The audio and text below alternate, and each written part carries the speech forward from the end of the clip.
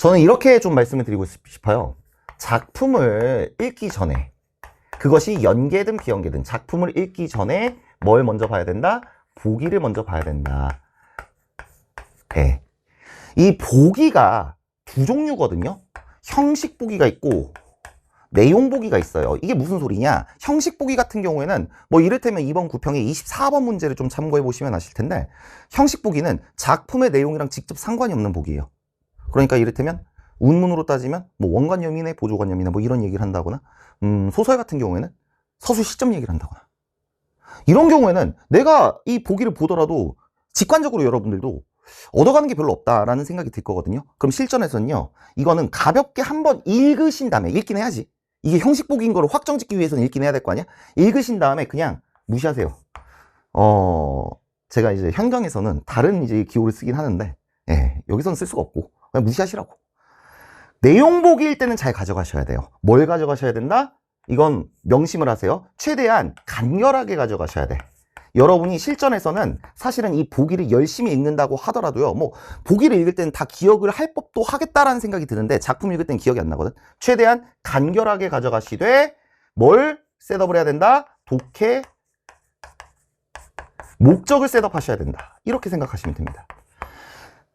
근데 이 형식 보기가 있어요. 그러면 도움이 안 되잖아, 그치? 그럴 땐 어떻게 하면 되느냐? 이거는 선지 5개, 그러니까 내용 이해 문제의 선지 5개를 좀 동시에 보시면서, 하나씩 이렇게 보시면서 이 선지가 묻는 방향성을 토대로 내가 이 작품에서 무엇을 뽑아내야 되는지에 대한 독해 목적을 셋업하시면 돼요. 그것은 사실은 챕터 1, 2보다도 소설 같은 경우에는 챕터, 이제 그 소설 챕터, 현대소설 챕터, 우리 골무관을 가지고 챕터 5에서 해볼 거거든요. 예. 그걸 이제 소설류에선 참고를 해주시면 되겠고요. 운문문학 같은 경우에는 제가 구평 해설 강의에 우리 그 달빛 체질 있잖아, 그치? 그 달빛 체질을 가지고 어떻게 하면 이 형식 보기일 때 내용 문제가 있다라고 했을 때 그 내용 문제의 선지들을 토대로 독해 목적을 셋업할 수 있는지를 잘 규명을 해놨으니까요. 그 강좌 반드시 구평 해설 강의 강좌 참고를 해주시기 바라고요. 일단 여기서는 먼저 말씀드리고 싶은 것은 내용에 관련된 내용 보기 문제는 어떻게 해야 된다? 간결하게 독해 목적을 셋업하겠다라는 목적으로 읽어주시고 작품이 들어가는 게 맞다. 여기까지는 괜찮죠? 자, 그 다음입니다. 그 다음에 이건 좀 여러분 입장에서는 신박한 얘기일 수도 있는데 당연한 얘기예요. 보기를 봤으니까 보기 문제부터 푸는 거예요. 이해가 되시죠? 그 다음에 내용 문제를 푸시고요. 여러분, 그 작품들이 여러 작품이 한 번에 출제가 되는 경우가 되게 많잖아, 그쵸? 그러면 이를테면 이런 거죠. 나에 관련된, 내가 나를 먼저 읽고 싶어. 그럼 나에 관련된 보기를 먼저 보신 다음에 나 작품을 읽으신 다음에 나 작품에 대응되는 아까 봤었던 보기 문제를 풀어주시고 그 다음에 내용 문제 중에 나에 관련된 걸 푸신 다음에 가로 가는 거야. 이해가 되지? 그래서 가에서도 마찬가지 보기 보시고 작품 보시고 보기 문제 푸시고 내용 문제 푸신 다음에 그러면 뭐가 남냐면 표특 문제가 남아요. 표현상 특징 문제가 남는다고. 표특 문제는요, 다음 세트로 넘어가기 직전에 혹은 내가 이 표특에 대응되는 작품이 있다라고 했을 때 그 작품을 다 읽고 나서, 두 작품을 다 읽고 나서 한 번에 정리하는 느낌으로 마지막에 푸시는 겁니다. 좀 더 직관적으로 말씀드리면요, 어떤 식으로 풀라는 거냐면요, 역순으로 푸는 거야. 왜? 들어봐. 당연히 직관적으로 아까도 말씀드렸지만 이 보기를 먼저 봤으면 보기 문제부터 푸는 게 상식적으로 맞겠지. 근데 그것보다 더 중요한 건 뭐냐면요, 이 평가원의 보기라는 것은요, 특히 이제 내용 보기일 때는요, 다른 문제를 선지 판단할 때도 영향을 줍니다. 뭐 이런 얘기 많이 들어보셨죠? 문학에서는 핵심이 정답이 되더라. 근데 문학에서 핵심은 뭘까요? 뭐 주제의식? 다 좋은데 평가원이 셋업한 보기에 맞춰서 읽었을 때 그 핵심이 드러나는 거야. 되게 추상적인 얘기죠? 같이 이따 해볼 거야. 그러면 이 보기 문제를 먼저 풀었을 때 여러분 입장에서 사실은 내가 핵심을 잘 관통을 했나? 핵심을 꿰뚫었나? 여기에 대해서 의심이 좀 들더라도 이 보기 문제를 풀면서 아, 이런 게 핵심이었구나, 이런 생각을 할 수가 있게 되거든. 그럼 그 상태에서 내용 문제나 마지막에 이제 표현상 특징 문제를 풀면 답이 되게 확실하게 보이게 돼요. 그러니까 이런 거죠. 특히 여러분들 입장에서 문학에서 시간이 오래 걸린다라고 했을 때 이 표현상 특징 문제에서 시간 되게 오래 걸리는 친구들이 있어요. 뭘 하면 오래 걸리냐면요, 소거를 치면 오래 걸려요. 가작품 읽고 가에 관련된 표현상 특징 있나 확인하고 효과 확인하고 이러고 있으면 되게 시간이 오래 걸린다고. 다시 말해, 이 순서대로 풀었을 때 속어법을 안 쓰더라도 되게 직관적으로 답에 관련된 선지가 먼저 보인다 이 말입니다. 지금까지는 대승적인 큰 틀에서의 강사 홍지훈이 생각하는 문학 문제가 있을 때, 문학 세트가 있을 때 운문문학에서의 풀이 순서를 말씀을 드렸어요. 그럼 한번 적용을 해봅시다. 뭘로요? 이 기출을 통해서요. 자, 보겠습니다. 일단 이렇게 생각을 하라는 거지.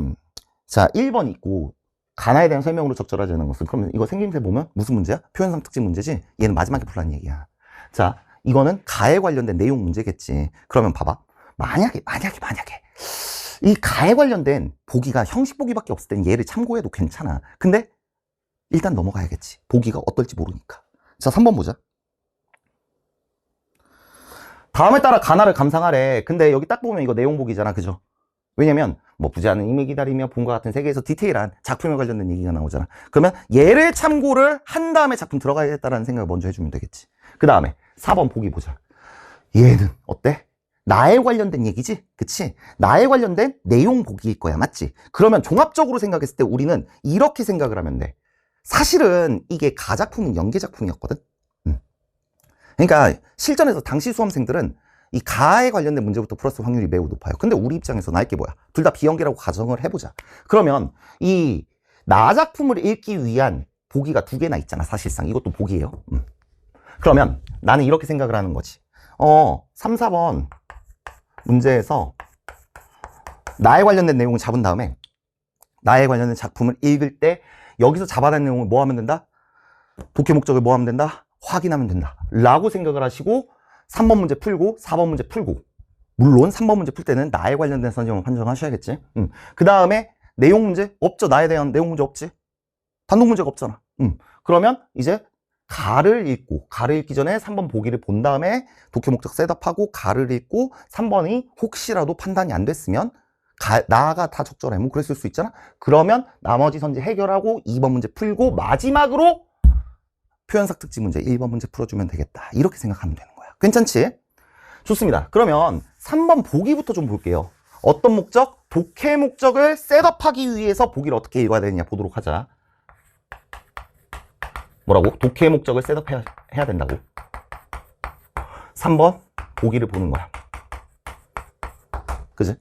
자, 보자. 나는 봄과 같은 세계에서 대상들과 함께 자유를 누리려는 바람을 드러냅니다. 그러면 우리가 뭘 확인할 수 있냐면 이 화자나 대상이 처한 상황은 어떤 상황이야? 봄과 같은 상황이야. 봄과 같은 세계래. 그러면 여러분 입장에서는 일단 이렇게 생각하면 되지. 이게 작품에서 봄과 같은 세계가 어떻게 형상화되어 있는지를 내가 확인하면 되겠다. 이렇게 생각하면 되겠지. 그 다음에 대상들과 함께 자유를 누리려고 하는데, 그러면 대상이 누구일까? 를 확인하면 되겠지. 그리고 추구하는 건 뭐야? 자유겠지. 자유가 어떻게 형상화되어 있는지, 자유가 무엇인지 확인하면 되겠다. 그치? 그 다음에 이건 필요 없고 지금 나 읽는 거니까 화자가 주목하는 대상들의 모습이 두드러진다는 특징을 보인다. 그러면 이 대상들이 누구일지를 잡는 게 되게 중요하겠다. 다시 말해, 작품을 읽으면서 대상이 누군지를 확인하는 게 중요하겠다. 그치? 그 다음에 주변 존재들에 대한 태도나 바람을 실현하는 방식에 반영되기도 한다. 그러면 이 대상들의 모습을 두드러지게 표현을 한다며 그것이 화자의 인지랑 어떤 관계가 있는지 정도만 확인하면 되겠다. 그치? 근데 그건 사실은 당연한 얘기니까 딱 3번 보기를 보고 나서는 이 봄과 같은 세계가 어떻게 형상화되어 있는지, 대상이 누구인지, 자유가 무엇으로 제시가 되는지 정도 확인하면 되겠다. 그러면 독해 목적이 완전히 달성이 되는 거다. 이렇게 생각하시면 돼요. 뭐라고? 네 맘대로 막 감상질을 하려고 하지 마시고, 현장인데 그럼 되게 쫄리잖아. 우리 9평 때 해봤잖아. 독해 목적을 정확히 셋업을 하시라고. 자, 그 다음에 3번만 참고할 수는 없겠지. 4번도 보자. 나는 언어의 한계와 가능성에 대한 시인의 탐구를 보여준다. 그러면 뭐가 들어와요? 언어가 들어와요. 그러면 이 작품에서 언어의 역할이 되게 중요하겠다.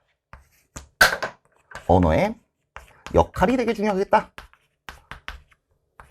라고 생각하면 되겠네. 언어를 사용함으로써 대상을 파악할 수 있지만 그 결과는 다시 언어에 구속된다는 필연적 한계를 갖는다. 그러니까 언어가 영향력이 크구나. 뭐라고? 영향력이 크구나라고만 생각해주면 돼. 사실은 말이야, 이 보기가 되게 관념적이고 추상적인 보기이긴 하잖아. 그럴 땐 어떻게 해야 되냐면, 제가 이제 독서편에서도 잠깐 말씀을 드렸는데, 이 워딩을 그대로 가져가려고 하지 마시고 최대한 너의 표현으로 간결하게 이해한 결과만 가져가시면 돼요. 이해가 되세요? 다시 말해, 필연적 한계, 구속된다 이런 말을 너무 어려워하지 말라고. 그냥 언어가 되게 크리티컬한 영향을 준다 이 말이잖아. 됐지? 그래서 시인은 기존의 언어 사용 방식을 벗어나려는 시도를 한다. 그러면 뭐래? 이 언어는 기존의 언어 사용 방식이 있을 거고, 기존 방식이 있을 거고, 새로운 방식이 있을 거다. 당연히 우리는 여기에 초점을 맞춰야겠다. 새로운 언어 사용 방식이라는 게 무엇인지 뭐 하면 되겠다? 확인하면 되겠다 라고 생각하면 되는 거야. 됐어요? 이를 통해 언어와 대상이 기존에서 관습에서 벗어나 자유를 향해 나아갈 수 있는 가능성을 모색한다. 그러니까 이 자유라는 것이 무엇이냐라고 했을 때 언어와 대상에 부여하는 자유겠구나 정도 생각하면 되겠지. 이해가 되세요? 이 정도 보신 다음에 이제 작품을 보도록 하겠습니다. 나 작품 보자. 뭐라고요? 여러분은 독해 목적을 셋업을 했어. 그러면 그 독해 목적을 확인하는 용도로 작품을 읽는 거야. 그냥 네 맘대로 읽지 말고. 오케이? 자, 조금만 줄여볼까? 예, 좀 많이 들리긴 했는데 여기 봅시다. 저기 저 담벽. 뭐 작품 제목은 봄이에요. 봄과 같은 색이라고 했으니까 이게 여기 있네 이렇게 생각하시면 되겠지. 저기 저 담벽, 저기 저 라일락, 저기 저 별, 그리고 저기 저 우리 집에 개 똥 하나. 그래, 얘네들 다 뭐겠어? 아, 대상이구나. 대상이 어떤 타? 뭐 담벽 이런 거 다 쓰라는 거 아니야? 네가 확인만 하면 되는 거야. 라일락, 별, 똥, 그래, 이런 거구나. 그럼 어쩌겠어? 이제 우린 뭘 확인하면 돼? 이 시인이, 다시 말해 화자겠죠. 화자가 얘네들한테 어쨌든 간에 봄과 같은 세계에서 자유를 같이 누리자라고 얘기를 할 거야 라고 생각을 하면 되지. 그치? 자유를 누리자라고 봄과 같은 세계에서. 그치? 어떻게 그것이 형상화되어 있는지 확인하면 돼. 그래, 모두 이리 와. 내 언어 속에 서라. 그럼 이 내 언어라는 건 뭐야? 새로운 언어겠지. 내 언어겠지. 그치? 새로운 언어. 그래. 기존의 언어 사용 관습 방식을 좀 탈피한 거구나. 이렇게 생각하면 확인하면 되겠지. 담벽은 내 언어의 담벽이 되고, 라일락은 내 언어의 꽃이 되고, 별은 반짝이고, 개똥은 내 언어의 뜰에서 굴러라. 차이점이 뭐야? 다 내 언어 속에 뭐가 됐다는 거야. 그러면 이렇게 생각을 할 수가 있지. 그러면 내 언어로 들어왔다는 게 자유를 부여했다는 얘기겠네 라고 생각할 수가 있겠지. 됐지? 내가 내 언어에게 자유를 줬으니 뭐래? 내 언어도 내 맘대로 한다 이거야. 새로운 언어는 되게 자유롭다 이 얘기야. 너희들도 자유롭게 서고 앉고 반짝이고 굴러라. 네 맘대로 할 수 있다 이 얘기야. 이해가 되시죠? 그래, 봄이다. 그래, 봄과 같은 세계니까 봄이라고 얘기하겠지. 그러면 이 1년에서 확인한 건 뭐예요? 대상이 누구인지, 그치? 봄과 같은 세계가 어떤 세계인지. 되게 자유로운 세계겠죠? 그리고 그것이 어떻게 가능했는지. 내 언어라고 얘기를 했으니까 내 기존의 언어 사용 방식과는 다른 나만의 언어 사용 방식을 통해서 그게 가능하구나를 확인하면 되는 거라고. 됐지? 자, 이어 보자. 봄은 자유다. 그래. 봄은 자유래. 왜? 내가 자유를 줬으니까. 자, 봐라. 꽃 피고 싶은 놈 꽃 피고, 입 달고 싶은 놈은 입 달고, 반짝이고 싶은 놈은 반짝이고, 아지랑이고 싶은 놈은 아지랑이가 되었다. 이게 무슨 얘기예요? 자유로움을 얘기하죠? 그럼 이게 왜 자유야? 봐봐. 담벽, 라일락, 별, 똥 이런 애들은 원래 언어가 기존 언어 사용 관습에 따르면 원래부터 얘네들은 역할이 정의가 되어 있는 거잖아. 그치? 이를테면 벽은 안과 밖을 구분하는 기능을 하는 거고, 라일락은 꽃일 테니까 원래 피어야 되는 거고. 그치? 그치? 별은 원래 별이라는 단어 사용의 의미를 고려했을 때 반짝여야 되는 거잖아. 근데 이제는 네가 똥이라고 네이밍이 되더라도 네가 꽃 피고 싶다면 꽃 펴라. 이게 뭐예요? 언어와 기존의 언어 사용 관습과 무관하게 네 하고 싶은 대로 해라. 이런 얘기를 하는 거지. 괜찮죠? 예. 그래서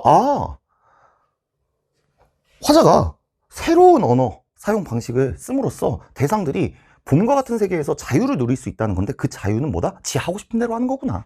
이름과 관련 없이. 이 정도 생각할 수 있으면 완벽하겠지. 우린 뭐 하고 있는 거야? 독해 목적을 셋업해놓고 그에 관련해서만 작품을 읽고 있는 거야. 됐어? 봄이 자유가 아니라면 꽃피는 지옥이라고 하자. 말을 막 바꿔보자 이 말이야. 왜? 언어는 내 맘대로 쓰는 거니까 이제. 그치? 그래, 봄은 지옥이다. 그렇다고 해보자 이거야. 이름이 지옥이라고 해서 필 꽃이 안 피고 반짝일까 안 반짝이던가? 이름과 상관이 없다는 거야. 언어의 자유를 부여했으니 대상들도 네가 뭐라고 얘기를 하든, 심지어 봄을 지옥이라고 얘기를 하든 그것과 무관하게 그냥 이젠 다 자유롭지 않느냐 라고 얘기를 하는 거죠. 내 말이 옳으면 자, 자유다. 마음대로 뛰어라. 자, 이제 자유 아니냐. 누구들한테? 이 사실은 봄과 같은 세계를 즐기고 있는 대상들한테도 자유를 부여한 거고, 이 언어에도 자유를 부여한 거지. 이해가 되세요? 왜? 봄을 봄이라고 얘기 안 하고 꽃피는 지옥이라고 얘기를 해도 사실은 상관이 없게 되는 거니까. 됐죠? 우리는 뭐 한 거다? 독해 목적에 부합하게 작품을 읽은 거고, 더 구체적으로 말씀드리면 이 셋업한 독해 목적을 그냥 확인하는 용도로서만 작품을 쓴 거야. 이해가 되지? 그러면 봐봐. 이렇게 독해 목적을 셋업했을 때 3번 문제, 4번 문제가 얼마나 편하게 풀리는지 보면 돼요. 자, 3번 문제 보시겠습니다. 당연히 1번 선지도 판정하면 바보야 지금. 우리 안 읽었어 아직. 자, 이거 보자. 나의 화자가 지향하는 세계에서 대상들은 자유롭게 서고 앉고 반짝이고 구를 거야. 그러겠죠? 왜요? 아니, 자유를 부여했으니까. 걔가 담벽이든 라일락이든 별이든 상관없이, 기존 네이밍하고는 상관없이 자유로울 수 있잖아. 됐어요? 3번 보자. 나의 화자는 대상들 각각의 모습에 주목하여 그 개별성을 드러내고 있어. 자, 각각의 모습에 주목했죠. 이를테면 별은 어쩌고, 라일락은 어쩌고, 똥은 어쩌고, 이런 식으로 얘기를 하고 있잖아. 그러니까 개별성을 드러냈다고 충분히 얘기를 할 수 있죠. 보기에 근거에서도 뭐 이상한 게 없죠. 됐죠? 4번. 나의 화자는 대상들이 원하는 바를 실현하게 하여 자유를 함께 누리려는 태도를 보이고 있어. 이거는 이제 보기에서 나온 얘기기도 하고, 대상들이 네가 반짝이고 싶으면 반짝여라, 구르고 싶으면 굴러라 라고 얘기를 함으로써 진정한 의미에서의 자유를 함께 누리려는 그런 태도를 보이고 있다고 충분히 얘기할 수 있겠네. 괜찮죠? 이제 문제는 5번이거든? 5번 보자. 나의 화자는 담벽 안에서 봄과 같은 세계를 대상들과 공유하려고 하고 있어. 이게 있잖아. 그냥 틀린 거다. 왜 틀렸어? 얘 때문에 틀린 거야. 왜? 얘들아, 담벽은 뭐야? 대상이지. 어떤 대상? 화자가 봄과 같은 세계에서 함께 자유를 누리려고 하는 대상이야. 근데 그 자유는 어떤 자유야? 내가 담벽이라고 이름 붙여져 있어도 그것과는 무관하게 내 하고 싶은 대로 한다 이 말이잖아. 그게 이 작품에서 얘기하는 자유였잖아. 근데 어때? 담벽 안에서라고 얘기를 하는 순간 담벽은 어떤 기능을 하게 됩니까? 여기는 봄과 같은 세계야. 그치? 봄과 같은 세계. 여기는 봄과 같은 세계가 아니야. 그 안팎을 가르는 역할로서 담벽을 어떻게 한다?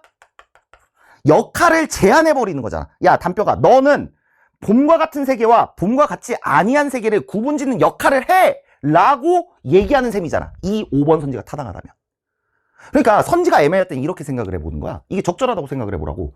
문자 그대로 나의 화자는 담벽 안에서 봄과 같은 세계를 대상들과 공유하려 하고 있어 라고 했을 때, 자, 별, 라일락, 똥, 니네는 다 하고 싶은 대로 해. 어디에서? 봄과 같은 세계에서. 근데 담벽, 너는 안팎을 가른 역할을 하면 담벽이 얼마나 서운하겠어요. 근데 분명히 우리는 담벽이 그 대상이잖아. 자유를 함께 누리려는 대상이잖아. 그럼 어떻게 생각하면 돼? 모순이 생겨나는 거지. 어떻게? 우리가 분명히 독해 목적에 부합하게 작품을 읽었을 때는 이 담벽도 분명히 대상 중 하나였단 말이야. 근데 5번 선지가 타당하다고 얘기를 해버리는 순간 담벽은 역할이 고착화되는 거잖아. 그러니까 담벽 안이 틀린 거라고. 이해가 되세요? 이렇게 판정하시는 게 가장 깔끔합니다. 독해 목적에 부합하게 작품을 읽었으면 그냥 이게 답인 거예요. 이해가 되시죠? 심플하게 풀리죠? 자, 이제 4번 보자. 물론 문제를 이제 실제로 풀 때 나 작품 읽었잖아? 그러면 사실은 얘가 기억이 안 날 수도 있어. 그럼 가볍게 한번 읽고 선지 판단하셨으면 되겠지. 자, 이 4번 보자. 1번 봐. 기억은 자신의 언어 속에서도 기존의 언어 사용 방식이 유지된다는 생각을 의미한다. 이게 통상 여러분들은 이거 보고 앞으로 가고 이거 보고 앞으로 가고 그 작품 확인하고 계속 반복을 하는데 그냥 읽으세요. 어쨌든 너 감상은 했잖아. 그치? 읽고 일단 맞는 말인지 틀린 말인지 작품을 감상한 내용을 바탕으로 판정을 하고 모르겠으면 세모를 치세요. 모든 선지가 세모가 쳐 있으면 그때부터 발췌해두고 시작하는 거야. 혹은 이게 왠지 답 같아. 얘는 왠지 답 같아. 그러면 정답을 체크하기 전에만 가서 디귿이 실제로 그러했는지를 한번 확인해 보는 거야. 이해가 되지? 어쨌든 1번 보자. 기억은 자신의 언어 속에서도 기존의 언어 사용 방식이 유지된다는 생각을 의미한다. 이 작품의 어떤 구간에서도 이런 생각 한 적 없어요. 그쵸? 왜요? 기존의 방식과는 다른 차별화된 새로운 언어 사용의 방식을 벗어나려는 이게 기존의 사용 방식을 벗어나려는 새로운 언어 사용 방식을 썼으니까 유지된다는 생각을 한 적이 없죠. 그러니까 그냥 틀린 거야. 돌아가지 않고도 판정할 수 있습니다. 2번 봐. 니은은 대상을 파악하는 행위까지 포기하면서 자유를 얻고자 하는 의도를 나타낸다. 이게 틀린 이유가 뭔지 아세요? 아니, 작품 보니까 왠지 그렇더라가 아니라 여기 봐봐. 이미 써 있었잖아. 3번 문제 보기에 써 있었잖아. 뭐하러 눈 굴리냐고. 네가 보기를 봤어? 작품 읽었어? 선지를 판정을 했어? 근데 아까 제가 뭐라고 했어요? 이 보기라는 것은 특정 문제, 보기 문제에서만 쓸 수 있는 게 아니라 다른 문제에서도 쓰인다고요. 그러니까 보기 문제를 먼저 푸는 게 맞다. 됐지? 대상을 파악하는 행위까지 포기할 리가 없어요. 왜? 그런 순간 이게 충돌이 나니까. 됐지? 3번. 디귿은 새로운 표현을 시도하여 언어와 대상이 자유를 얻을 가능성을 모색하는 과정을 나타낸다. 이게 왠지 답 같으면 가서 확인해 보시라고. 확인해 보시라고. 어떻게? 아, 이게 왠지 답 같아. 그러면 그 즉시 이제는 크로스 체크를 하는 거야. 봄이 자유가 아니라면 꽃피는 지옥이라고 하자. 그래, 새로운 시도죠. 그죠? 새로운 시도라고 볼 수 있는 거잖아. 그러면 어떻게 돼? 새로운 표현을 시도했잖아. 꽃피는 지옥이라고. 언어와 대상이 자유를 얻을 가능성. 자, 대상도 그 안에서 즐길 수 있고요. 자유를 누릴 수 있고요. 언어도 언어의 새로운 시도를 했으니 당연히 자유를 얻을 가능성이 모색이 되더라. 그러니까 이게 3번이 답인 거죠. 됐어요? 자, 4번 보세요. 리을은 대상들을 구속에서 벗어나게 하기 위해 외부 상황에 변화를 주었음을 의미한다라고 했을 때 외부 상황에 변화를 준 적이 없어요. 지 생각에서의 변화지. 자기가 내 언어라고 쓴 순간 그건 외부 상황은 아니잖아요. 그러니까 당연히 틀린 거죠. 5번 보세요. 미음은 언어의 새로운 가능성을 실현하여 자신이 제안한 의미, 이게 틀린 거죠? 자신은 의미를 제안한 적이 없어요. 그게 주제의식이잖아. 됐죠? 이렇게 보시면 됩니다. 됐죠? 그 다음에 이제 가작품 같은 경우에는 아까 말씀드렸듯이 연계이기도 하고요. 당시 연계이기도 했고요. 사실은 여러분들이 이 보기를 봤을 때 부재하는 이미 기다리며 더 나은 세상에 대한 바람을 드러낸다? 그래. 그럼 이미 부재한다고 했을 때 이미 누굴까를 포커싱하면 되고 더 나은 세상은 어떻게 형상화되어 있는지 확인하면 되고. 그치? 가는 대상에게 의미를 부여하는 화자의 시선이 두드러진다. 그러면 대상을 통해서 화자가 어떤 의미를 얻었는지, 어떤 의미를 부여했고 그에 따라서 화자의 반응은 어떠한지 그 정도 잘 잡으면 되겠다라고 생각을 하면 되고. 그치? 그것을 독해 목적으로 셋업한 다음에 그냥 작품을 읽었으면 어렵지 않았을 거야.